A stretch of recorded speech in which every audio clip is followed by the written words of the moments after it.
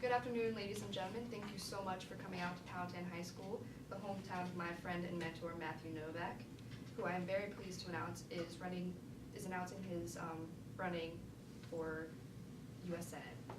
He is such a dedicated, personal, and friendly candidate who I believe will do a wonderful job as your senator. Here he is, everybody, Matthew Novak. Good afternoon, ladies and gentlemen. Thank you for joining me today. Thank you, Christy, for that wonderful introduction.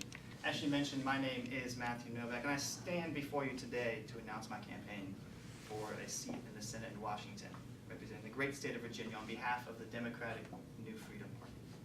At the tender young age of 31, I aim to embark on my greatest journey in life yet, true public service. This has been something I felt a calling for a long time now. I feel I thrive on doing what I can for others. You could say I'm a people person. This job fits me perfectly as a result. I want to be able to do great things for you, the people, the constituents who would elect me. That, quite frankly, is the greatest honor and joy I could feel. Being only 31 without a wife or children, I have been able to devote all of my energies to the people. I graduated from high school 13 years ago and proceeded to study in various colleges across the state of Virginia for a few years, and even grabbing a few various degrees before I decided to throw my hat in for the Virginia House of Delegates. I felt a true calling to this. It's almost beyond expectation. I am grateful to say that I won the race and carried on with one term as a Virginia delegate, and from there, I decided to move to the Virginia Senate, where I once again won.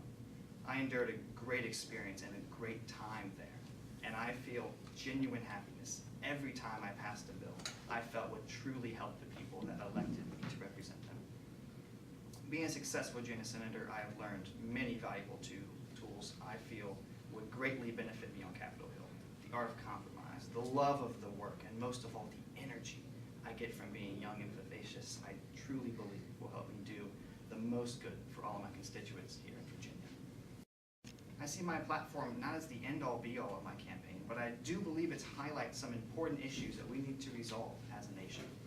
The first issue I believe we need an immediate solution for is the state of our nation's criminal justice system. From the simple writing of tickets and searches all the way to jails and prisons, and even the exit and re-entry of convicts. Most people believe that convicts are just that, people who have broken the law and deserve to rot in prison.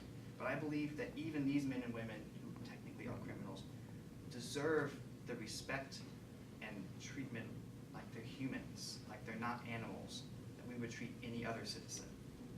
Most of our nation's criminals are drug offenders, victims of the crackdown on drugs the Reagan administration implemented. With our prisons literally overflowing these days, something has to be done. States are leasing out control of their prisons to private contractors who are cutting costs by eliminating many safe practices and even sometimes basic human rights, while we turn a blind eye, all in the effort to save a few dollars.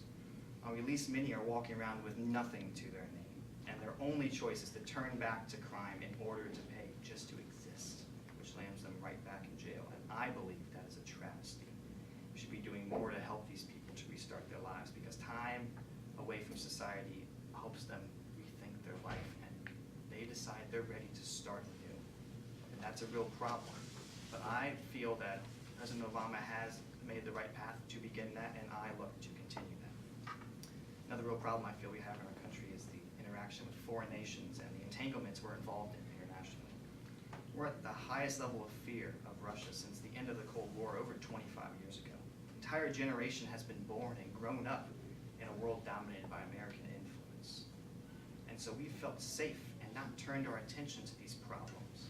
However, it's impossible to state these days that Russia is something to disregard. They're causing real problems for our country. And it isn't just Russia.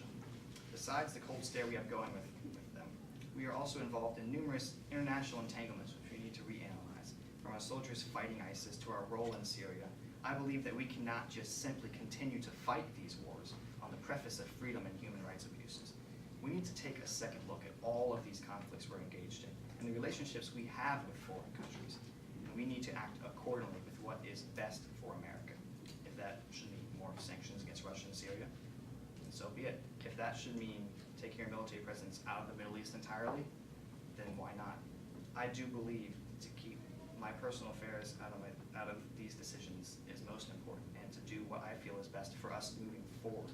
And when I'm sitting in a chair on Capitol Hill, as I hope to be in just a few short months, I see no reason to stop that trend. The last of my points today regard policy involving the reformation of our country's educational system. To be quite frank, America is lagging behind the international community in regards to our scholastic education. We consistently score around the 25th rank internationally, and I believe that for what is supposedly the greatest nation on earth, we can do better. Many people over the years have looked at our schools all over Asia and Europe who consistently outrank us in these studies and point at what they do differently, such as nap times at schools and extended school days.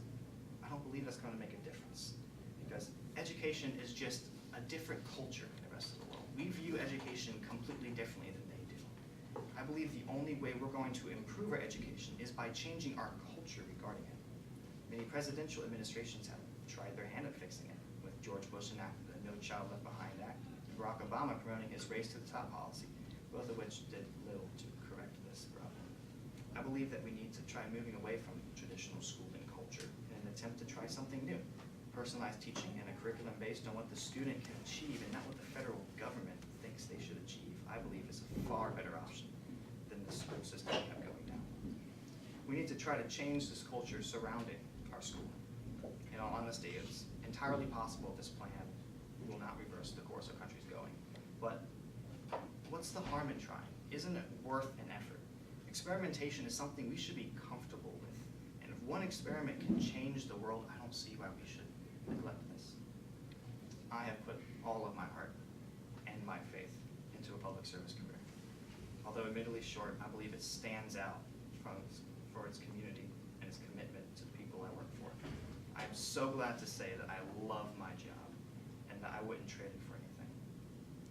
My friends and family sometimes tell me I think more of others than myself, which sometimes I think is true. A job in the U.S. Senate working for the great people of Virginia like yourselves would truly be a dream come true. I believe we cannot just trot blindly into an uncertain future. I like certainty, and I like to bring that to your lives. The future starts today. The future is now. And I believe we can make together this future ours. Thank you.